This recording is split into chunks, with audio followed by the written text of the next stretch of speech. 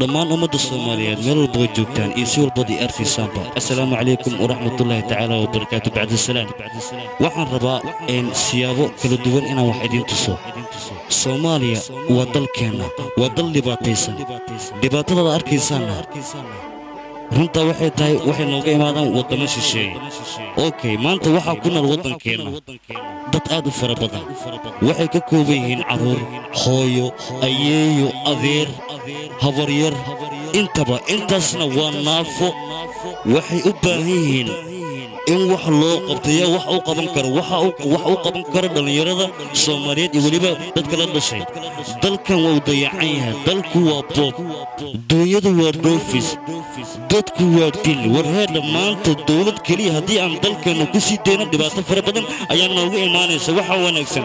dalkeena dhalinyaro rag iyo dumar inaan dhexdeena u xirano aan dalkeena iyo dadkeena dantiisa kaliya aan ka fikirno waqti walba laakiin waa lagu wanaagsan yahay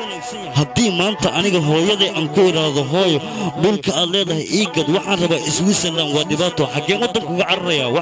wax dhaama dalkeena ma jira dhalinyaro aan wax u qabano dalkeena dadkeena wax aan u qabano war dadkan iyo dalkan wuxuu u baahan yahay waa dhalinyaro ayaa dal dhista warheeda marka adiga dibadda u taariifto dalkan dayacan yaad uga tagtay ii sheeg warduqowda waa kuwa nabaabi'iyay waa kuwa dalkeena dib u dhigay waa kuwa horumarkeena dib u dhigay ganacsatada waa kuwa dalkeena dib u dhigay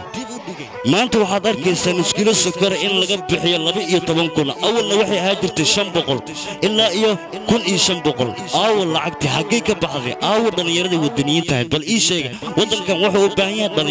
dhalinyaro habeen iyo maalin waxaan idinku dhiirigelinayaa oo idin sheegay wadankan inuu cid leeyahay adinku idin baahan yahay waqti walba wadankeena cid kale oo bini'aadana oo dal shisheeye waxba uga baahan durdurkan iyo dagaaladan dhacay maanta aad arkaysaan cid kale kama dambayso Soomaaliya cadow aan dal shisheeye ahayn ma qabto ra'iisul wasaaraheena baarlamaankeena wala xildhibaankeena intaba lacag ayaa la siinaa si maatada masaakiinta iyo dalkaba loo durduriyo kadibna caruurtan iyo dhalinyaradana dibadda loogu qaado oo nacfiga dalkeena ay ku degaan balse aniga taas dood ayaan ka qabaa aawo wadannimada war aawo dhiigii Soomaalinimadaha war aqligii xaqoo ka baxay ii sheega war adinka wadankan adinkaas kale nin dalka Soomaaliya u dhashay ayaa dal shisheeye inta tago wadankiisa wuxuu keenayaa raashinkaasna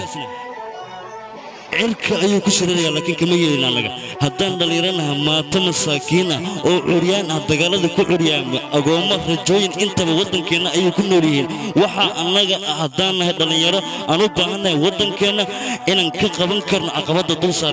dul saarna wax kale maaha dhalinyaro waa dal shisheeye ayaa anaga faragelin nagu haya balse waxaan ugu gudbi karnaa haddii aan Soomaali nahay inaan qoys quran noqono aanan qaybsamin lacag walba maanta adiga hadii lagu si inaadan qaadano oo ka fikirto masaakiinta dalka ku joogto adiga shakhsiyan waa maasantiin